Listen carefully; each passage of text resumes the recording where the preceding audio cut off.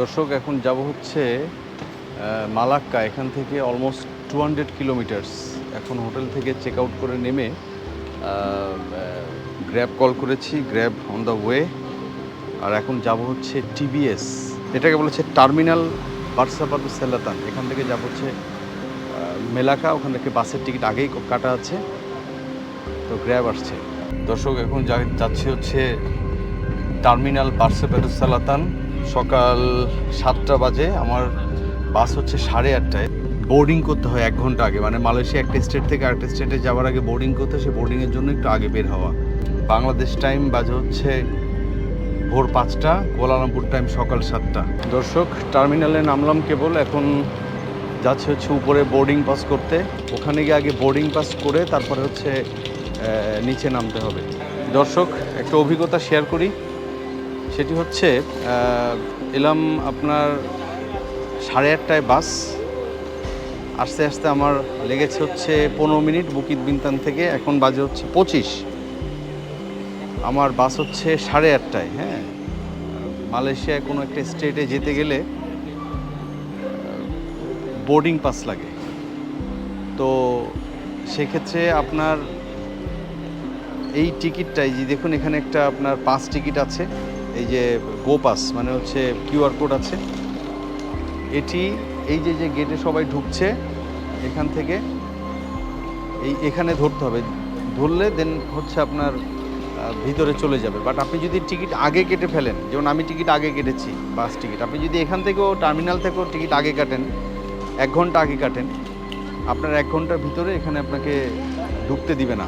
তার মানে হচ্ছে বাসের টাইম যখন তার ঠিক 1 ঘন্টার ভিতরে, মানে আপনি 1 ঘন্টা 1 মিনিট আগে হলেও এটার টার্মিনালটা খুলবে না। জাস্ট 1 ঘন্টার ভিতরে, মানে 59 মিনিট থেকে আপনি you are allowed to go through this channel. Okay, তো আমি এখন ওয়েট করছি। আমারটা আমি ধরেছিলাম, পরে বলল যে না, তুমি আরও 5 মিনিট পরে এখানে এন্ট্রেন্স করো। এখন আমাকে ঢুকতে দিবে না, আমাকে 5 মিনিট ওয়েট করতে হবে। 2 মিনিট আছে আর কি। তার মানে আপনি যেখান থেকে টিকিট কাটুন না কেন, 1 ঘন্টার আগে গেট ওপেন হবে না।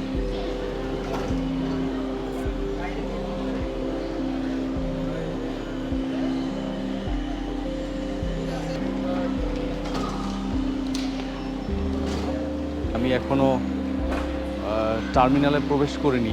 এটি হচ্ছে বাস লবি, সবাই এখানে ওয়েট করছে। টার্মিনালটা কিন্তু কেএল সেন্ট্রালের মতো অতটা মানে জাঁকজমক না, কারণ অনেক দূরের বাস, শুধু দূরের যাত্রীগুলো এখান থেকে বাসে করে যায়। আমি একটু ঘুরে ঘুরে দেখছি প্ল্যাটফর্মটা, প্রচুর বাসের নাম দেওয়া আছে। আমাদের দেশে দেখুন গ্রিন লাইন, হানিফ যেরকম নাম দেওয়া থাকে না, ওই যে ওখানে দেওয়া আছে দেখুন, ওই যে আপনার আদানি, তারপর হচ্ছে সানি, বার্সাডা, সব লাইন ধরে টিকিট করছে।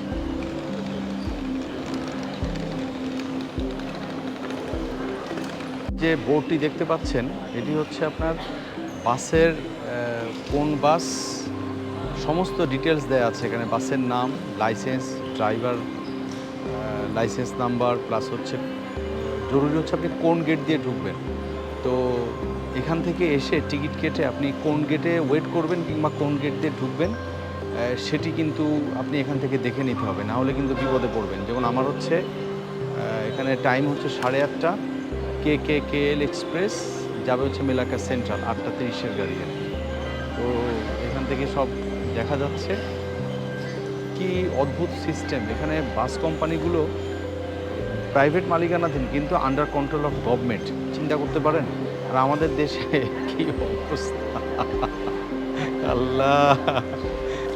দর্শক, এই যে এখন গেট পাস দিয়ে ঢুকছি।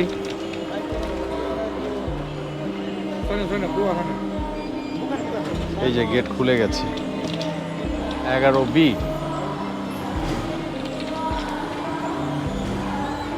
এই যে বোর্ডিং পাসটা আমি যখন ধরলাম গেটে, তখনও কিন্তু আমাকে ওই স্ক্রিনে বলে দিল যে তুমি 11B গেটে যাবা। তার মানে হচ্ছে ওইখানে স্ক্রিনে দেখা যাচ্ছিল বাস নাম্বার এবং কখন ছেড়ে যাবে এবং গেট নাম্বার। আর এখানেও বলে দিল যে তুমি কোন বাসে যাবা, মানে 11B নাম্বার, মানে গেটে যেতে হবে আর কি, এটা বলে দিল। বিশাল বড় টার্মিনাল, নিচে এসে তো দেখে অবাক।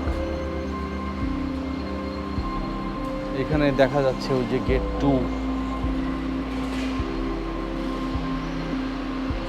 তারপরে হচ্ছে এই যে আমার 11B, এটা হচ্ছে 12।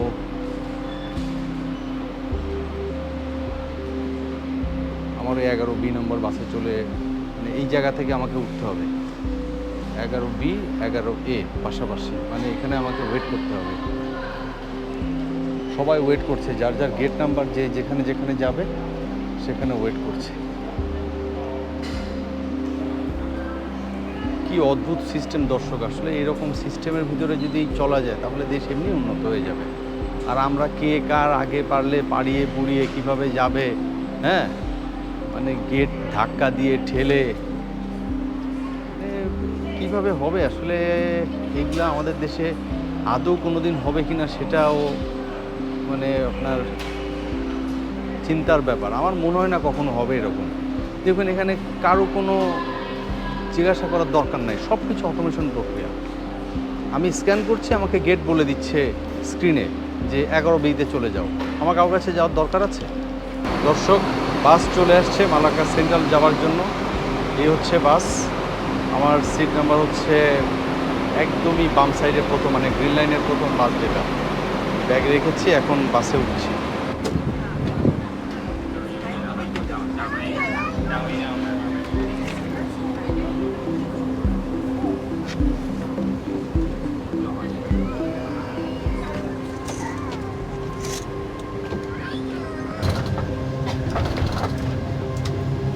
একদমই টাইম মতো বাস ছেড়েছে, যেটা হয় সাধারণত মালয়েশিয়ায়।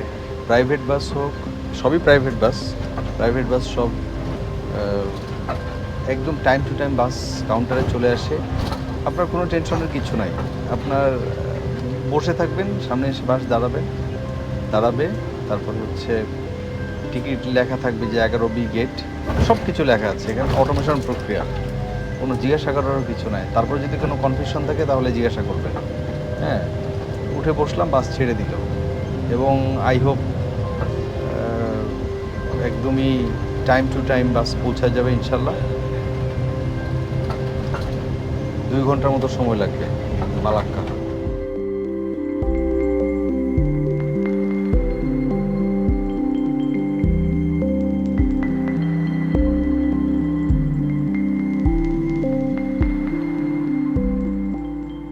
দর্শক, প্রায় 2 ঘন্টার মতো জার্নি করে আমরা একদমই মালাক্কা সেন্ট্রালের কাছাকাছি চলে আসছি। বাস স্ট্যান্ড, 2-3 মিনিট পরে আমরা বাস স্ট্যান্ডে নেমে যাব। তারপরে ওখান থেকে গ্র্যাবে করে হোটেলের উদ্দেশ্যে যাব।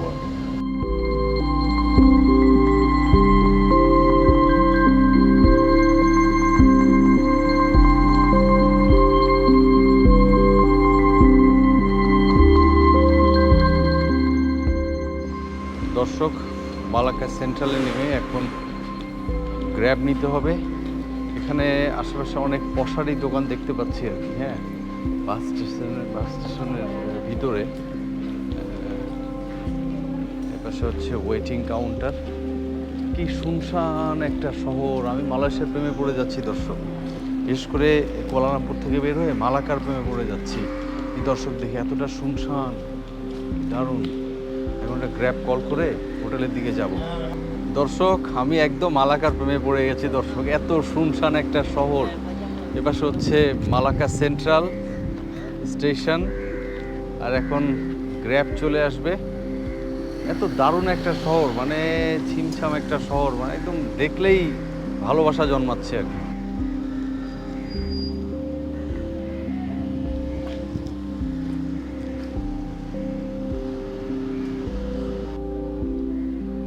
আমি দেখতে পাচ্ছি আমার গ্র্যাব চলে আসছে, আস্তে আস্তে আসতেছে। 3271 বুঝে দেখা যাচ্ছে।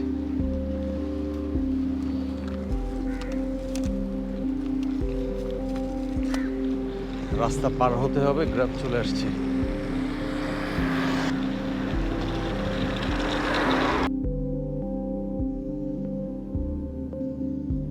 দর্শক, আমি এখন আছি হচ্ছে এম ক্যান্ডি হোটেল মালাক্কা। এ পাশে হচ্ছে ফ্লাইওভার, তার পাশে হচ্ছে আপনার মালাক্কা প্রণালী, ছোটোবেলায় আমরা যেটা পড়েছি।